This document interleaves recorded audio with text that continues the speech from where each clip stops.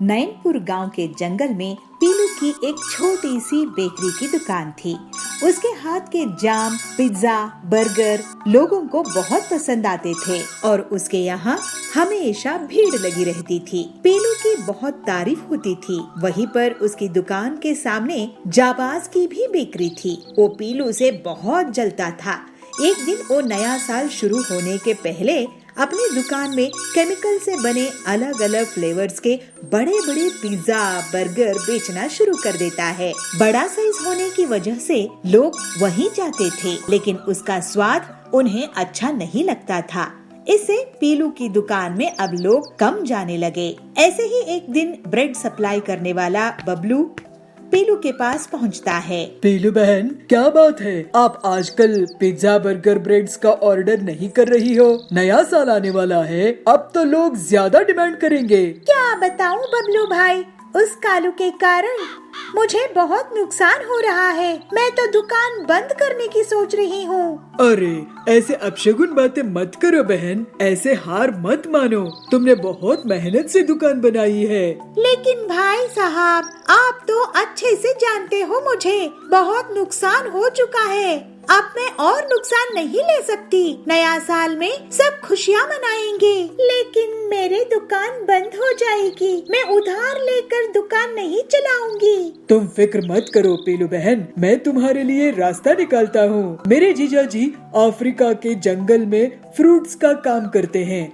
मैं तुम्हारे लिए वहाँ से अनोखे फ्रूट्स मंगवाऊंगा। तुम्हारे हाथों में तो वैसे भी जाम बनाने का जादू है, बाजार में पहचान है। तुम जाम में जरूरी विटामिन होते हैं कहकर बेच देना। काम कम दाम में लोग बहुत खरीदेंगे। इससे उनका भी फायदा होगा, क्योंकि वो केमिकल से बना हुआ जाम नहीं होगा। बस फिर क्या, तुम उससे खूब मुनाफा कमाना। वाह बबलू, नए साल में नया काम, नया जाम, मजा आएगा। अगर अफ्रीका से फल आए तो। पीलू तैयार हो गई और फिर बबलू उसको अफ्रीका के इम्पोर्टेड फल लाकर देता है, जिससे पीलू शाम में कम पिज्जा, बर्गर बनाती है और उसे अपनी सहेली की बेटे टिल्लू को टेस्ट कराती है। बेटा, ये नए जाम पिज्जा बर्गर है, तुम जरा इसे टेस्ट करके तो बताओ कि ये कैसे बने हैं। तो टिल्लू कहता है, वाह आंटी, ये तो बहुत टेस्टी है, मैंने तो ऐसे कभी नहीं खाए। और फिर नए साल में पीलू अपनी बेकरी में जाम, पिज्जा, बर्गर्स बेचने लगती है। उसकी बेकरी में नए साल में नए फ्लेवर लेने के लिए बच्चों की भीड़ इकट्ठा हो जाती है और जल्दी ही पूरे जाम, पिज्जा, बर्गर बिक जाते हैं। इसके बाद से वो लगातार बबलू से अफ्रीका के फ्रूट्स मंगवाने लगती है। पीलू अपने जाम, पिज्जा, बर्गर्स को बहुत कम दाम में बेचती थी और वो केमिकल के भी नहीं थे। इसकी वजह से जाबाज की बेकरी अब ठप पड़ने लगी। पीलू के जाम, पिज्जा, बर्गर्स को अब बड़े बड़े ऑर्डर्स मिलने लगे और वो बहुत अमीर हो गई। लोग उसके जाम, पिज्जा, बर्गर को नए साल की बड़ी बड़ी पार्टी में ऑर्डर करने लगे, लेकिन पीलू ने उसके दाम नहीं बढ़ाए। इस वजह से गरीब लोग भी उसके जाम, पिज्जा, बर्गर को खा सकते थे। फिर पीलू अपना जीवन हंसी खुशी बिताने लगी। चिंकू खरगोश और पीहू हथनी दोनों भाई बहन हर वक्त फोन में ही लगे रहते थे। पूरा दिन बस मोबाइल में यूट्यूब पर वीडियो देखते रहते थे। एक दिन वह वीडियो देख रहे थे तो उन्हें एक नई गेम पबजी के बारे में पता चला। दोनों को उसका ट्रेलर बहुत अच्छा लगा तो पीहू हथनी ने कहा, चिंकू भैया देखो कितनी मस्त गेम है ना, चलो ना एक बार इसे डाउनलोड करके खेल के देखते हैं कि आखिर ये गेम कैसी है। देखने में तो बहुत अच्छी लग रही है, खेलने में कितनी अच्छी होगी ना। हाँ बहन, तुमने सही कहा। आजकल मैंने भी इसके बारे में बहुत सुना है। स्कूल में भी सब इसी गेम के बारे में बात करते रहते हैं। एक बार इसे खेलकर देख ही लेते हैं। और चिंकू खरगोश पबजी गेम को अपने फोन में डाउनलोड कर लेता है और उसे खेलने लगता है। दोनों भाई बहनों को वह गेम बहुत ही ज्यादा पसंद आती है और वह उस गेम में ही लगे रहते हैं। पीहू, यह तो सच में बहुत अच्छी गेम है। जैसे मैं गेम चाहता था ये तो बिल्कुल वैसी ही है। अब मैं इसे सीख जाऊंगा कि एक सोल्जर कैसे बन सकते हैं। बस फिर उस दिन से दोनों भाई बहन फोन उठाते और पूरा समय बस पबजी खेलते रहते। वह खाना पीना भी भूल चुके थे, पढ़ना लिखना भी भूल चुके थे। अब उन्हें अच्छा कुछ भी नहीं लग रहा था कि माँ मोना नीलगाय उनके पास आती है और उनसे कहती है, बच्चों तुम अभी तक तैयार नहीं हुए, चलो फोन नीचे रखो और तैयार हो जाओ। मम्मी अभी हमने पहले ये गेम खेलना है, पहले मैं इन सभी को मार दूं, उसके बाद मैं तैयार हो जाऊंगा। तुम दोनों का ये क्या चल रहा है? पूरा समय फोन में ही लगे रहते हो, खाना पीना सब भूल चुके हो तुम दोनों। चलो फोन नीचे रखो और स्कूल जाओ। मोना नीलगाय फोन छीनकर नीचे रख देती है और दोनों को स्कूल भेज देती है। स्कूल से आने के बाद दोनों बिना कुछ खाए, यहाँ तक कि कपड़े भी ना बदले, फोन में लग जाते हैं और पबजी गेम खेलने लगते हैं। शाम को जब उनके पापा सोनू भालू घर आते हैं तो मोना नीलगाय सब उसे बता देती है। बच्चों इस गेम को छोड़ो और बाहर जाकर खेला करो। अगर तुम फोन गेम्स खेलोगे तो सोल्जर कैसे बनोगे? जी इससे मैं सब कुछ सीख जाऊंगा, गेम खेलते हुए अपने पापा को जवाब देता है और थोड़ी देर बाद वह गेम जाता है, जिसके बाद वह चिल्लाने लगता है, ये विनर विनर चिकन डिनर, जय पबजी जय पबजी। अरे ये क्या बोल रहे हो चिंकू? पापा मैं गेम जीत गया हूँ ना, तो ऐसे ही सेलिब्रेट करते हैं इसे जीतने पर। सोनू भालू और मोना नीलगाय दोनों अपने बच्चों से बहुत परेशान हो गए थे। तभी अगले दिन सोनू भालू का छोटा भाई यश शेर घर पर आता है। वह एक आर्मी में सोल्जर है। वह अपने भाई को दुखी देखता है तो उससे कहता है, यश भाई क्या हुआ, आप उदास क्यों हो? अरे यश देखो ना, तुम्हारा भतीजा भतीजी पूरा दिन बस पबजी गेम खेलते रहते हैं, कहते हैं कि ऐसे वे सोल्जर बनेंगे। अब तुम ही उन्हें समझाओ कि ये गेम खेलकर कैसे कोई सोल्जर बन सकता है। इस गेम के चक्कर में तो वो समय से खाना भी नहीं खाते हैं। बच्चों तुम्हें आर्मी में सोल्जर बनना है ना? हाँ चाचा मैंने तो गन चलाना भी सीख लिया है, दिखाऊं आपको? बेटा यह तो सिर्फ एक गेम है, इसमें तुम असली गन कैसे चला सकते हो? इसकी तो तुम्हें ट्रेनिंग करनी पड़ेगी और जिसके लिए तुम्हें पहले सोल्जर बनना पड़ेगा। और सोल्जर बनना कोई आसान बात नहीं है। तुम्हें पता है मेरा दोस्त बहुत गेम खेलता था, उसे सोल्जर बनना था, मगर फोन गेम्स खेलने की वजह से वह बहुत मोटा हो गया, जिस वजह से वह सोल्जर कभी नहीं बन पाया। तो चाचा आप कैसे बन गए सोल्जर? यश क्योंकि बेटा मैं बाहर जाकर खेलता था, जिससे मैं फिट रहता था और एक सोल्जर बन पाया। और आज तुम ट्रेनिंग पर जाओगे तो वहाँ पर तुम्हें गन चलाना सिखाएंगे। गेम खेलने से तुम ये कभी नहीं सीख पाओगे। मैं समझ गया चाचा, अब से मैं ये गेम कभी नहीं खेलूंगा। फोन गेम सिर्फ कभी कभी अच्छे लगते हैं। अब से तो मैं बाहर जाकर ही खेला करूंगा और पढ़ाई भी करूंगा। और देखना एक दिन आपके जैसा सोल्जर बनूंगा और देश की रक्षा करूंगा, देश का नाम रोशन करूंगा। दोनों बच्चे समझ जाते हैं और पबजी गेम खेलना बंद कर देते हैं और बाहर बच्चों के साथ खेलना शुरू करते हैं। जामपुर गांव के जंगल में पीलू और सुंदरी दो पड़ोसन रहती थी। दोनों बहुत अच्छी सहेलियां थी। पीलू एक सीधी साधी साफ मन की गरीब चिड़िया थी, तो सुंदरी एक चालाक और लालची कव्वी थी। दोनों के खेत बगल बगल में थे। एक दिन पीलू का पति बंटी काम से लौट रहा था, तभी उसका एक मोटर कार से एक्सीडेंट हो गया और उसके हाथ पांव टूट गए। पीलू पर घर संभलने का बोझ आ गया था। पीलू अपने पति से कहती है, सुनिए जी, मैं अपने खेत में और ज्यादा मेहनत करूंगी और जो भी कमाई होगी उससे मैं आपका इलाज कराऊंगी।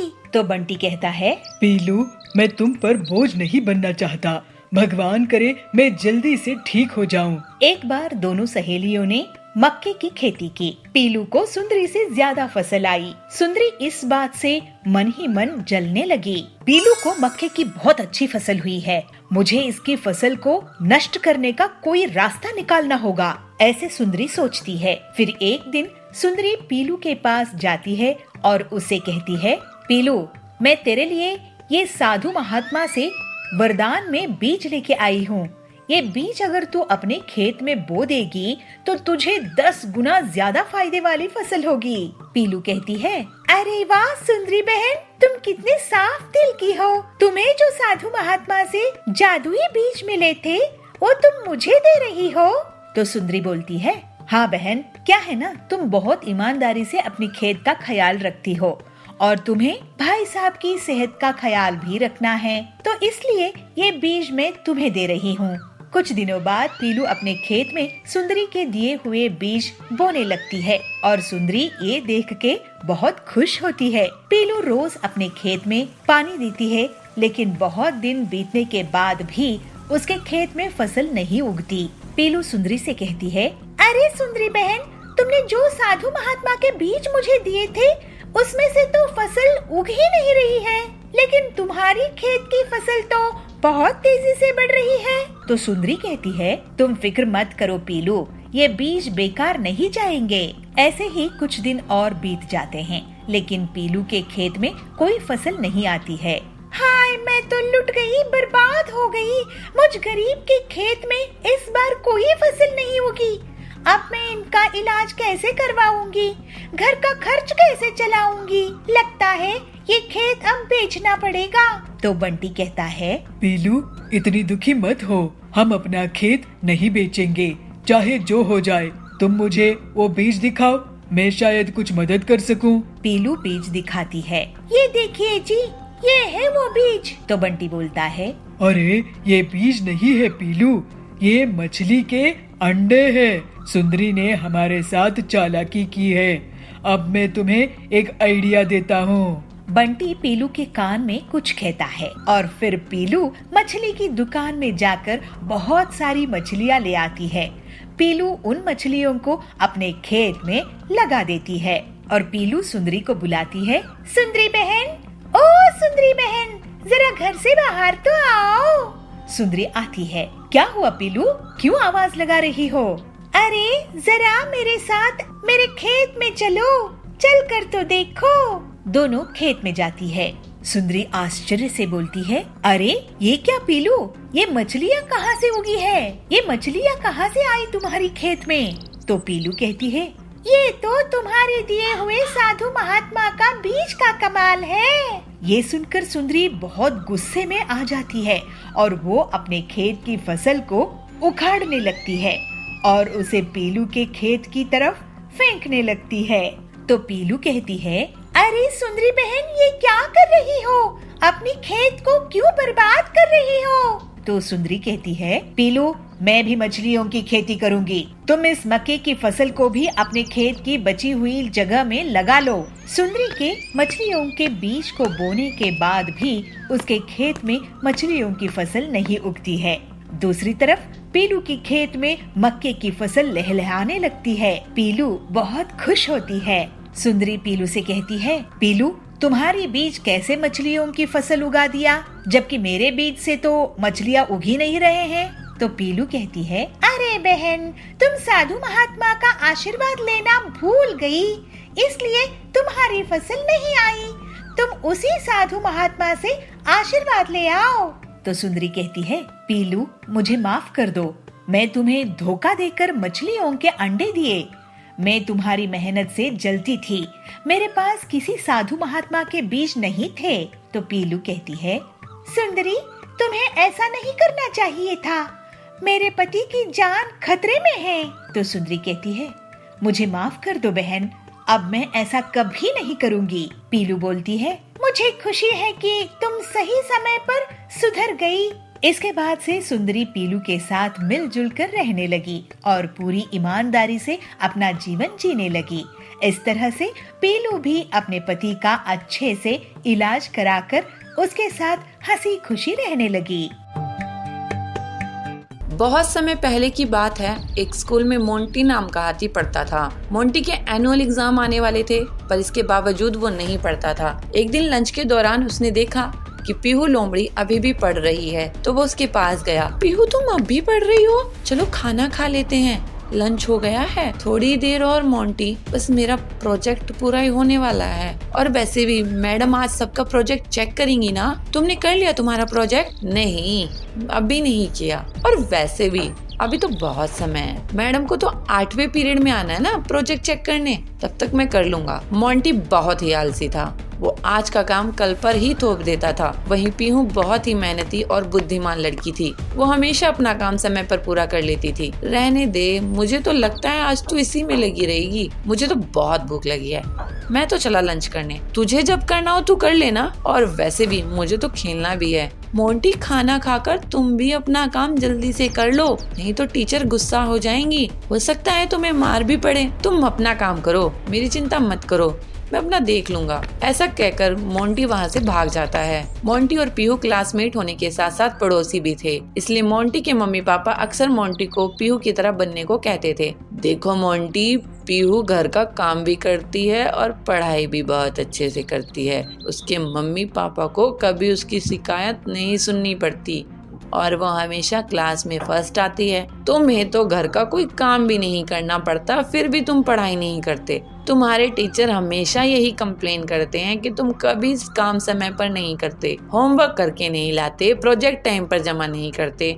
पापा, मैं कल से सारा काम टाइम पे करूँगा, आप देख लेना। ये तो बहुत अच्छी बात है बेटा, समय की अहमियत को समझो, इसका सदुपयोग करो, क्योंकि ये एक बार चला गया तो वापस नहीं आने वाला। मोंटी ने ऐसा कह तो दिया, पर इसके बावजूद उसने इस बात पर कभी अमल नहीं किया। वो अभी वैसे का वैसा ही रहा। ऐसे ही समय पंख लगाकर उड़ गया और मार्च का महीना शुरू हो गया। उसके पेपर के अब बस 2 दिन बचे थे, पर उसको अभी भी कोई चिंता नहीं थी। वो अभी भी खेलता रहता था।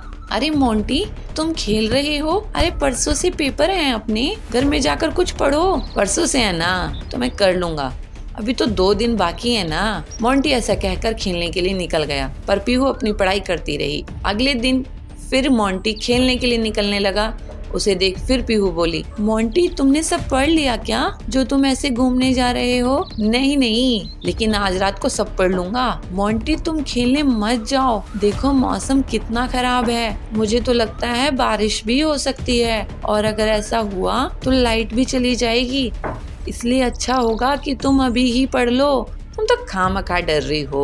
पीहू, ऐसा कुछ नहीं होगा, ये तो मौसम अभी साफ हो जाएगा। जरा से बादल हैं, अभी हवा चलेगी, सारा साफ हो जाएगा, और जरूरी नहीं कि हर बारिश होने से लाइट चली जाए। मोंटी ऐसा कहकर वहाँ से चला जाता है और अपने दोस्तों के साथ खेलने लगता है। शाम होते ही मौसम करवट बदल लेता है और झमाझम बारिश होने लगती है। मोंटी भागता हुआ अपने घर आता है तो देखता है कि घर में लाइट है ही नहीं। मम्मी, लाइट चली गई क्या?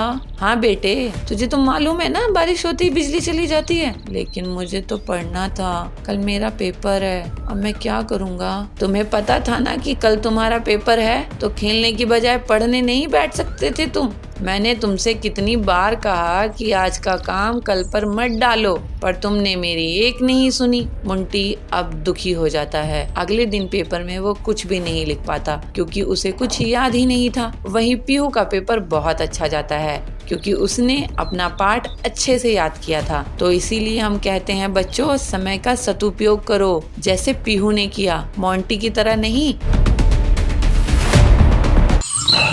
सुंदर जंगल में शेरा का बहुत आतंक था। सभी जानवर उसके गुस्से से बहुत डरते थे। उसी जंगल में एक समझदार खरगोश रिंकू रहता था।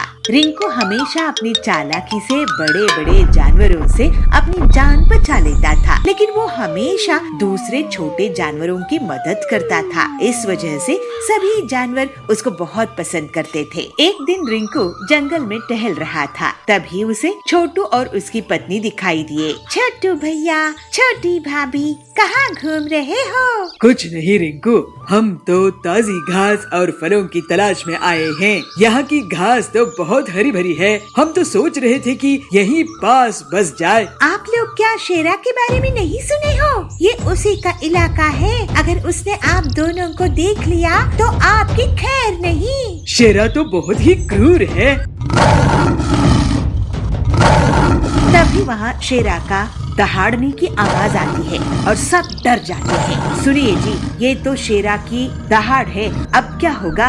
आप दोनों उस पेड़ के पीछे से भाग जाओ। और फिर दोनों पति पत्नी एक पेड़ के पीछे से भाग जाते हैं। रिंकू खरगोश, यहाँ पर 2 जानवर आए थे, मैं उनका शिकार करने आया हूँ, क्या तुमने उन्हें देखा है? जी शेरा जी, मैंने उन्हें उस रास्ते से जाते हुए देखा। रिंकू शेरा को दूसरी तरफ इशारा करके भेज देता है। छोटू और छोटी रिंकू के पास आते हैं। तुम्हारा शुक्रिया रिंकू भैया। अब आप दोनों यहाँ पर घास खाकर जल्दी से चले जाओ। इसके बाद दोनों पति पत्नी घास खाकर वहाँ से चले जाते हैं। दूसरे दिन वही दोनों उस घास के मैदान के पास एक तालाब में रिंकू को मिल जाते हैं। छोटू भैया, छोटी भाभी, आप दोनों के जाने के बाद शेरा फिर से आया था और मुझे धमका कर गया है कि अगर अगली बार उसको उसके शिकार का सही पता नहीं मिला तो वो मुझे ही खा जाएगा। आपने हमारी जान बचाने के लिए अपनी जान खतरे में डाली भैया, आपका बहुत धन्यवाद। दोनों पति पत्नी वहाँ से भाग जाते हैं तो शेर वहाँ पे आकर कहता है, रिंकू तू, मुझे यहाँ और भी जानवरों की आवाजें आ रही थी, तू किससे बात कर रहा था? जरा बताना मुझे, मेरी धमकी याद है ना? अगर तू मुझे सच नहीं बताएगा तो आज तो मैं तुझे ही खा जाऊंगा। रिंकू बहुत डर जाता है, वो सोचने लगता है, शेरा बहुत ताकतवर है और इससे हर बार झूठ बोलने का एक ही मतलब है कि इसकी दावत बन जाना। अब मैं क्या करूं? मेरी भी जान खतरे में है। सच कहूंगा तो पति पत्नी मारे जाएंगे, झूठ बोला तो मैं मारा जाऊंगा। लेकिन आखिर हम सब कब तक इस शेरा से डर के रहेंगे? सोच क्या रहा है? जवाब दे। शेरा जी, मैं पानी से बात कर रहा था, आप भी बात करके देख लो। पानी से? पानी में क्या है? आप ही देख लो, उसमें शायद आपको शिकार करने के लिए कोई मिल जाए। शेरा पानी में झांक कर देखता है, मुझे तो कुछ नहीं दिख रहा है। रिंकू इशारों से छोटू और छोटी को बुलाता है। ध्यान से आगे जाकर देखो शेरा जी, आपका शिकार है वहाँ। शेरा जैसे ही थोड़ा और आगे बढ़ता है तभी उसे पीछे से रिंकू और छोटू छोटी धक्का दे देते हैं और उसको तालाब में गिरा देते हैं। मुझे बचाओ, मुझे तैरना नहीं आता है, मुझे बचाओ। शेरा डर के कारण चिल्लाने लगता है। उसकी आवाज सुनकर बहुत से जानवर आते हैं। शेरा, तुम सबको डराते हो, अपनी ताकत का तुम्हें बहुत घमंड है। अगर तुम हम सबको तंग करना छोड़ोगे तभी तुम्हें बचाएंगे। इसको मत बचाओ रिंकू। नहीं छोटू भाई, पूरे जंगल के सामने ये मदद मांगकर साबित कर चुका है कि इसको भी डर लगता है। मैं वादा करता हूँ कि मैं तंग नहीं करूँगा। और फिर सबके सामने रिंकू रस्सी फेंककर शेरा को बचाता है। शेरा शर्मिंदा हो जाता है और फिर वो कभी भी अपनी ताकत का गलत इस्तेमाल नहीं करता है और पूरे जंगल में अब रिंकू की सूझबूझ की तारीफ होने लगती है। इसी तरह से रिंकू इतनी मुश्किल में भी अपनी हिम्मत और होशियारी से मुसीबत खत्म करने में कामयाब होता है। टुन्नू लोमड़ी चोर को पकड़कर उसको पुलिस के हवाले कर देते हैं। पिंकी, दादाजी मुझे माफ कर दो। तू क्यों माफी मांग रहा है? तूने क्या किया? इसलिए क्योंकि मैं रॉकी को जंगल में छोड़ आया था। पर पिंकी बंदरिया और कुन्नू सियार भाई बहन हैं। वो गांव में अपने मम्मी पापा और दादा दादी के साथ रहते हैं। एक दिन स्कूल में आते समय पिंकी बंदरिया की नजर कीचड़ में सने एक कुत्ते पर गई। वो बहुत छोटा था और रो रहा था। पिंकी को उस पर तरस आ गया, इसलिए वो उसके पास गई और अपनी बोतल का कच्चा पानी उसने उस पर डाला और उसे अपनी गोद में उठा लिया। पिंकी, छोड़ इसे, देखिए कितना गंदा है और कितनी बदबू आ रही है इसमें से। छी, छोड़ इसको। नहीं कुन्नू, मैं इसको नहीं छोड़ सकती। पता नहीं इसके माँ बाप कहाँ हैं और देखो तो बेचारा रो रहा है। मैं इसको अपने साथ लेकर चल रही हूँ, ठीक है ना? पिंकी उस कुत्ते को अपने साथ ले आती है और उसको खाना खिलाती है और उसे अपने पास लेटाकर टीवी भी दिखाती है। कुन्नू ये देख बहुत गुस्सा हो जाता है। पिंकी, उतार इसको, ये हम दोनों का बेड है ना, तूने इसको कैसे बिठाया? उतार इसको अभी, कितना गंदा है ये, नाली में रहता है, उतार इसको। कुन्नू, ये छोटा सा ही तो है, जरा सी जगह ले लेगा तो क्या हो जाएगा? कुन्नू अब और गुस्सा हो जाता है और मन ही मन सोचता है, इस कुत्ते की वजह से मेरी बहन मुझे पराया कर रही है और मेरी चीजें भी छीन कर इसे दे रही है। इसका तो कुछ करना होगा, नहीं तो ये धीरे धीरे मुझसे सब कुछ छीन लेगा। पिंकी उस कुत्ते का नाम रॉकी रखती है। रॉकी के परिवार के बाकी लोग भी रॉकी से बहुत प्यार करने लगते हैं, पर कुन्नू अभी भी उसे घर से निकालने की तरकीबें सोचता रहता है। एक दिन वो रॉकी की पूंछ में पटाखे जलाने ही वाला था कि तभी वहाँ उसकी माँ चुनमुन नीलगाय आ गई। कुन्नू, ये तुम क्या कर रहे हो? उस बच्चे की पूंछ पर पटाखे क्यों जला रहे हो? कोई तुम्हारे साथ ऐसा करेगा तो कैसा लगेगा? छोड़ो उसको, लाओ मुझे दो। चुनमुन से डांट खाने के बाद भी कुन्नू नहीं सुधरता और फिर एक दिन रॉकी के खाने में मिर्ची डाल देता है। रॉकी वो दूध पीता उससे पहले ही उसके दादा टुन्नू शेर वहाँ पहुँच गए। कुन्नू, ये दूध लाल क्यों है? क्या मिलाया है इसमें? कुन्नू घबरा जाता है। सच सच बोलो कुन्नू। नहीं कुछ भी नहीं दादाजी, वो तो ऐसे ही हो गया। मैं जानता हूँ तुम रॉकी को जरा भी प्यार नहीं करते हो और उसे घर से निकालना चाहते हो, पर बेटे ये बेचारा भी बहुत छोटा है, तो जानता भी नहीं कि तुम इसके साथ क्या क्या कर रहे हो, इसलिए ये सब छोड़ो और उसके साथ प्यार से पेश आओ, ठीक है? दादा के समझाने पर भी कुन्नू नहीं समझता और फिर एक रात वो रॉकी को लेकर जंगल में चला जाता है और उसे कहीं दूर छोड़ आता है और घर आकर सो जाता है। अब उस रॉकी को मैं ऐसी जगह छोड़ कर आया हूँ जहाँ से वो चाह कर भी वापस नहीं आ सकता और मैं जीऊंगा चैन की जिंदगी। अंधेरी रात हो चुकी थी, घर में सब सो चुके थे कि तभी एक लोमड़ी चोर उनके घर में घुस जाती है और एक एक करके घर का सारा कीमती सामान चुरा लेती है। पर जैसे ही वो घर के बाहर कदम रखती है वैसे ही रॉकी भौंकने लगता है और घर वाले सारे लोग जाग जाते हैं। तब तक रॉकी लोमड़ी चोर को हिलने तक नहीं देता। अच्छा, तो ये चोर हमारे घर में चोरी करने आया था। शाबाश रॉकी, अगर आज तुम नहीं होते पता नहीं क्या हो जाता। टुन्नू लोमड़ी चोर को पकड़कर उसको पुलिस के हवाले कर देते हैं। पिंकी, दादाजी मुझे माफ कर दो। तू क्यों माफी मांग रहा है? तूने क्या किया? इसलिए क्योंकि मैं रॉकी को जंगल में छोड़ आया था, पर पता नहीं ये वापस कैसे आया। यही तो खासियत है मेरे दोस्त की। रॉकी, मुझे माफ कर दे प्लीज। सॉरी यार, अब हम दोस्त बन सकते हैं, तू दोस्ती करेगा मेरे से? रॉकी अपना एक पैर आगे बढ़ाता है और अब दोनों के बीच दोस्ती हो जाती है। रॉकी कुन्नू का भी दोस्त बन जाता है और फिर सब खुशी खुशी रहते हैं। शहर के एक जंगल में पीलू अपने पति बबलू कबूतर के साथ रहा करती थी। वो अपने पति को लंच बॉक्स देकर उसे ऑफिस भेजती है। तभी उसे एक अपने मोटर वाहन से उतरती दिखती है। अरे बबली, तू? अरे पीलू, तू यहाँ कैसे?